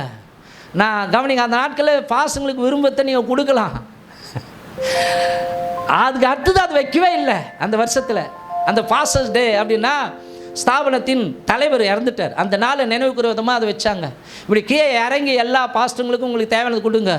வந்து ரொம்பிச்சிங்க என் கையில். இதை பார்த்த மெயின் பாஸ்டருங்களாம் எப்படி இருக்கும், ஐயோயோ இவனை விட்டா வேலைக்கு ஆகாது. ஜனங்க என்ன பண்ணுவாங்க, உண்மையாகவே கத்தையாக கொண்டு வந்து வைக்க ஆரம்பிச்சிட்டாங்க. ஏன்னா நான் அந்த அளவுக்கு ஓடினேன், சின்சியராக ஓடினேன். கடவுள் பார்த்து கொண்டு இருக்கிறேன். இங்கே என்னை பெருமை பாராட்டுவதற்காக சொல்லலை, என் கஷ்டத்தின் மத்தியில் பாருங்கள், எனக்கு இங்கே வந்துலாம் தான் ஃப்ரீடம் கிடச்சி செக்லாம் பண்ணுறேன். அந்த செக் பண்ணால் சுகர் இருக்குது, அப்பயே ஒரு வேளை எனக்கு எடுத்துருக்குமே தெரியாது. 2 வீலரில் போகும்போதே எனக்கு சுத்தர மாதிரி இருக்கும், ஆனாலும் ஊழியத்துக்கு போயிருக்கிறேன். அதாவது மழை கவனிங்க, ஒவ்வொரு கேரல் ரவுண்ட்ஸுக்கும், அந்த கேரல் ரவுண்ட்ஸ்னால் இங்கன்னா 4 நாளில் முடிப்போம், அங்கே 1 மாதம் ஃபுல்லாக நடக்கும். அந்த 1 மாதம் ஃபுல்லாக போட்டு எல்லா ஊழியத்திலும் பங்கெடுக்கிறது கர்த்தர் கைவிடவில்லை. அல்லேலூயா. ஆமென். நான் என்ன சொல்ல வரேன்னா, உங்கள் வாழ்க்கையில் யார் எதுனா பேசட்டுங்க, கேலி பண்ணட்டும், கிண்டல் பண்ணிட்டோம், சச்சின்னு ஓடுதப்பா பேசட்டும், எதனா செய்யட்டும். நீ இயேசுநாதரை தேரத்தினால உன் கடன் தீர்ந்துடுமா, இயேசுநாதரை நீ தேரத்தினால உனக்கு இது நடந்துடுமா, எதனா சொல்லட்டுங்க. நடக்குதோ நடக்கலையோ, நான் வைராக்கியமே ஆண்டவரை தேடுறேன். ஏன் அந்த வைராக்கியம் வர மாட்டேங்குது? எவ்வளோ காலத்துக்கு இங்கே வாழ போகிறோம், நாளைக்கு உயிரோடு இருப்போமா தெரியாத. நம்ம வாழ்க்கை நம்ம கையில் இருக்குது, கர்த்தருடைய கையில் இருக்குது.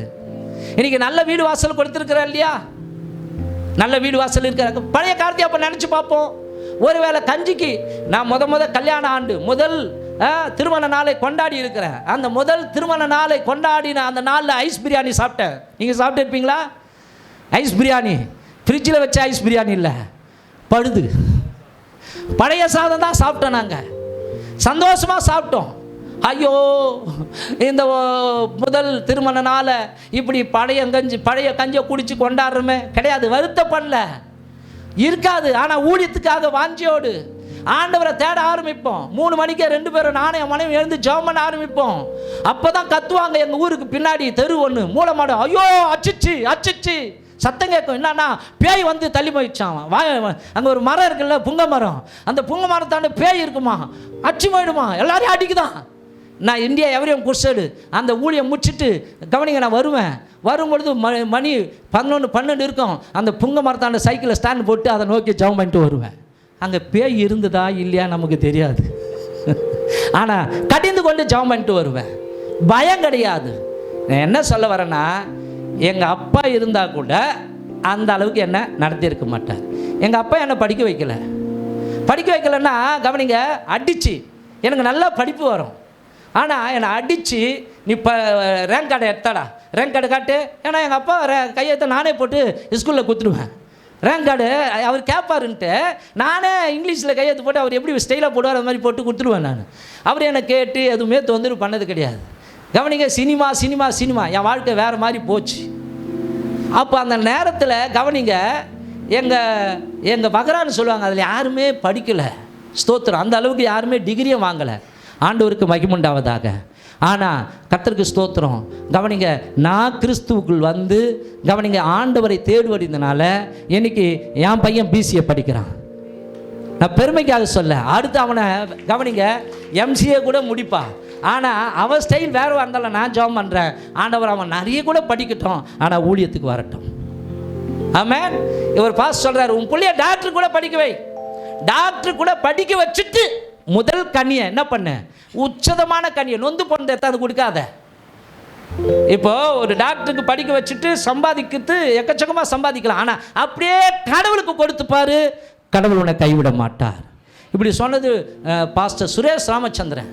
அவர் சொல்கிறார், அவர் டாக்டருக்கு படித்தவர், ஆனால் டாக்டர் வேலையை செய்யலை, இன்றைக்கி கர்த்தருடைய வேலையை செய்கிறாரு. கல்வாரி டெம்பிள் அதை நடத்துகிற டாக்டர் சதீஷ்குமார், அவர் எம்பிபிஎஸ் டாக்டர். கவனிங்க, அந்த நாட்களே அவருக்கு கவனிங்க 2 லட்சம் சம்பளமா. அவர் ஃபாரினுக்கு போகிறதுக்கு ஃப்ளைட் ஏறும்போது கர்த்தர் சொன்னாராம், என் ஊழியத்தை போய் செய் அப்படின்னு. உடனே என்ன பண்ணாராம், விட்டுட்டு வந்துட்டாராம். அவர் கீழே 2 தங்கச்சியும் அவர் தான் கல்யாணம் பண்ணி கொடுக்கணும். வீட்டில் திட்டுறாங்களாம். ஆனாலும் 10க்கு 10 ரூமில் கவனிங்க வாடகைக்கு எடுத்து கவனிங்க அவர் ஒரு சிறு குழு ஆரம்பித்தாராம். இன்னைக்கு லட்சக்கணக்கான ஜனங்கள் ஆராதிக்கிற ஒரு கல்வாரி டெம்பிள். பெரிய சபையெல்லாம் பார்த்து ஐயோ அப்பா இவங்களுக்கு என்ன நினைக்கிறேன், எவ்வளோ பாடுபட்டு இருப்பாங்க தெரியுமா, கர்த்தரை உண்மை உத்தமமாக உறுதியை எவ்வளோ தேடி இருப்பாங்க தெரியுமா. அதனால தான் இந்த ஆசீர்வாதம். ஆமென். ஹல்லேலூயா, ஹல்லேலூயா. நான் சொல்லி முடிக்கிறேன். இன்றைக்கி NLAG திருச்சபை நம்ம தமிழ்நாட்டில் இன்றைக்கி பெருசு. இப்போ தான் ஓப்பன் பண்ணியிருக்கிறாங்க ஜமீன் பல்லாவரத்தில். கவனிங்க, அவருடைய ஹிஸ்ட்ரியை நான் படிச்சிருக்கிறேன். ஆரம்பத்தில் கவனிங்க, சொற்ப ஜனத்தோடு கூட அவர் அந்த சைதாப்பேட்டை சின்ன மலையில் கடவுளை தேடும் பொழுது கவனிங்க வந்து சொல்லுமா, விசுவாசி தான் சொல்லுமா, நான் ஆண்டவரை பார்த்தணும். இவருக்கு வயிறாக எரியுமா, ஆண்டவரை 15 வருஷமாக உண்மை தேடுறேன், எனக்கு நீங்கள் உண்மை வெளிப்படுத்தி காமிக்கவே மாட்டேன்றீங்களேன்னு சொல்லி உபவாசம் பண்ண ஆரம்பித்தாராம். 6வது நாள் முட்டி போட்டு ஜெபம் பண்ணி, நீங்கள் எனக்கு கண்டிப்பாக வெளிப்படணும் ஆண்டவரே, உங்களை காட்டணும், இன்னும் நீங்கள் காட்டிட்டா போதும், உங்களை நீங்கள் எனக்கு வெளிப்படுத்திட்டா போதும், நான் இன்னும் பயங்கரமாக ஊழியம் செய்வேன்னு அவர் அப்படியே வேதனையோடு கண்ணீரோடு ஜெபம் பண்ணி கொண்டு இருக்கும்போது சர்ன்னு வந்து நின்றுதான். என்னன்னா அவருடைய வாடகை வீட்டில் கவனிங்க, இந்த அடியில் அந்த வாசுக்கால் இருக்காது, டோர் கொஞ்சம் கேப்பாக இருக்கும். அது வழியில் ஒரு மேக்சின் வந்து அவர் முட்டிக்கு நேராக வந்து நின்று தான். வெளியே யார் நின்று அடிச்சதுன்னா போஸ்ட்மேன் தட்டி பார்த்துட்டான்.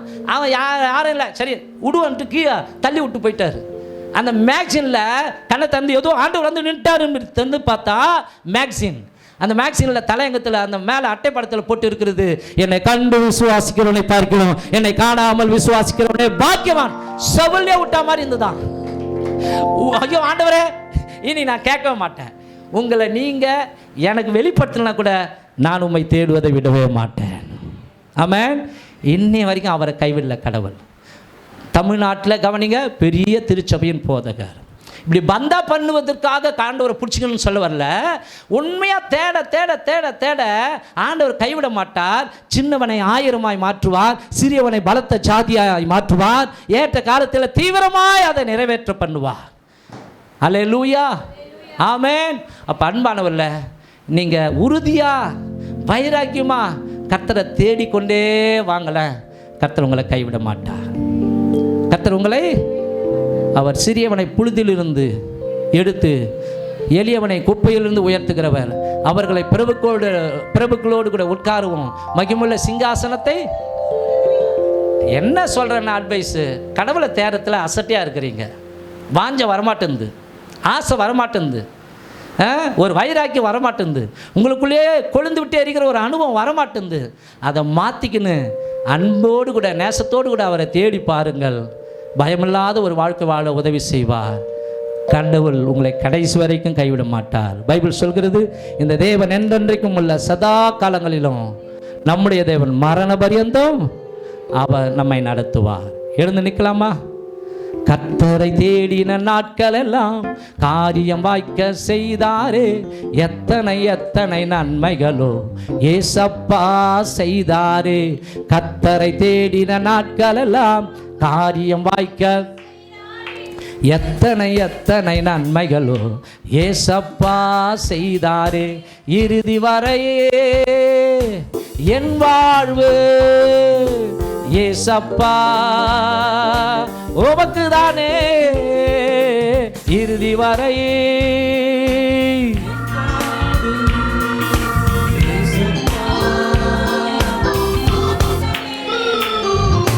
கால்கள் தள்ளாட விட மாட்டான், காக்கும் தேவன் உறங்க மாட்டார். கால்கள் தள்ளாட விட மாட்டார், காக்கும் தேவன். இஸ்ரவேலை என்னாலும் தூங்க மாட்டார், இஸ்ரவேலை காக்கிறவர் என்னாலும் தூங்க மாட்டார். இறுதி வரை என் வாழ்வு ஏசப்பா உமக்கு தானே, இறுதி வரை.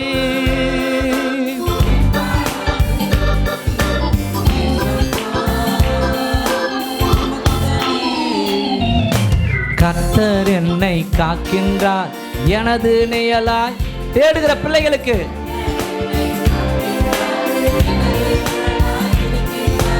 பகலினிலும் இரவினிலும் பாதுகாக்கின்றார், பகலினிலும் இரவினிலும் பாதுகாக்கின்றார்.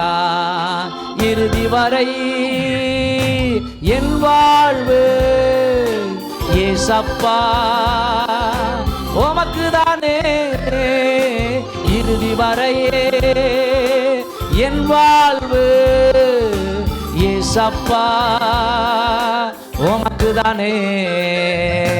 போகும் போதும் காக்கின்றார், திரும்பும் போதும் காக்கின்றார். போகும் போதும் காக்கின்றார், திரும்பும் போதும் காக்கின்றார். எப்போதும் எப்போதும் என்னாலும் காத்திடுவார், எப்போதும் எப்போதும் என்னாலும் காத்திடுவார். இறுதி வரையே என் வாழ்வு ஏசப்பா உமக்கு தானே, இறுதி வரையே என் வாழ்வு ஏசப்பா உமக்கு தானே. கர்த்தரை தேடின நாட்கள் எல்லாம் காரியம் வாய்க்க செய்வாரே, எத்தனை எத்தனை நன்மைகளோ ஏசப்பா செய்தாரே.